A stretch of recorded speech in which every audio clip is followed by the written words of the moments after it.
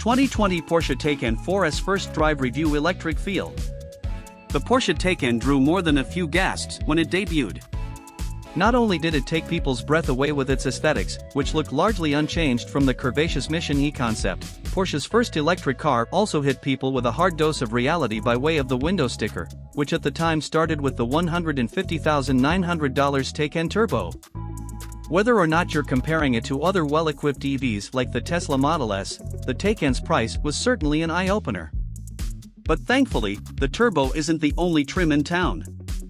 Following its initial debut, Porsche unveiled a much more affordable Taycan 4S, and after spending a day with this variant in the mountains north of Los Angeles, I'm of the belief that the $103,800 Taycan 4S is the one to get. Looking like the damn future. I'm no stranger to seeing phones and thumbs-ups from passers-by when behind the wheel of something new and flashy, but the attention directed at the Taycan 4S is on a whole nother level. Whether it's the dude in the Saab convertible who had about 100 questions in rush hour traffic or the Audi Q3 driver behind me who kept subtly whipping out their phone, the Taycan breaks necks on the road. As it should. The darn thing looks like a UFO, especially from the back, where a single unbroken taillight cuts across an otherwise featureless rear fascia. The Taycan 4S silky good looks confer both benefits and drawbacks. As the shape may lead you to believe, rearward visibility is not great, the rear glass offering but a sliver's worth of a view aft.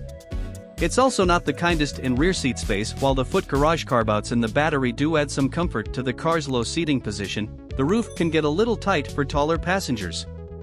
That said, despite the car's roof-based limitations, overall visibility is exceptional, especially to the sides. Looking forward from the low-slung driving position, all I see is the road ahead and the trademark raised fenders on either side of the hood, something 911 and Panamera drivers will immediately recognize as a Porsche staple. My only other gripe comes from the center console, which has an opening on its underside large enough to store phones or a purse. However, the flat surface lacks any sort of lip on either side, so everything tucked away down there will spill onto the floor at the first turn. Drivin' like the damn future. Porsche will offer the Taycan 4S in two different flavors when it launches next year.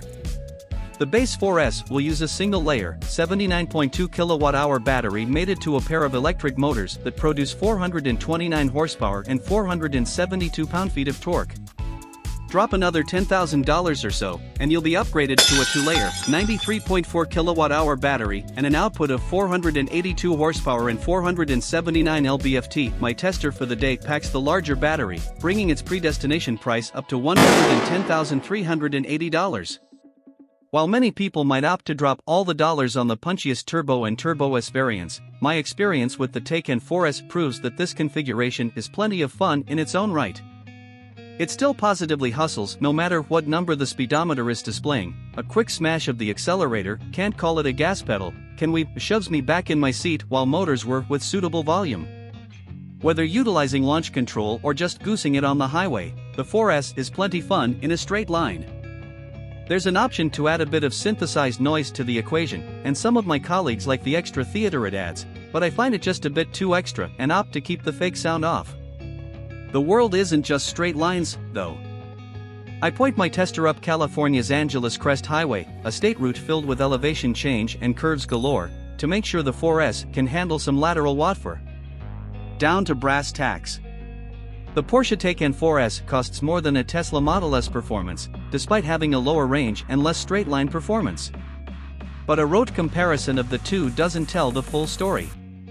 Does the Taycan feel flashy and futuristic? Yes. Yet it still feels very much like a Porsche, and that comes through in many ways, from the forward visibility to the way it tackles Angeles Crest. The Taycan is less about building a Tesla competitor and more about building an electric Porsche that will appeal to the same people Porsche has been appealing to for decades: Porsche-chephels. In that vein, it's already a success.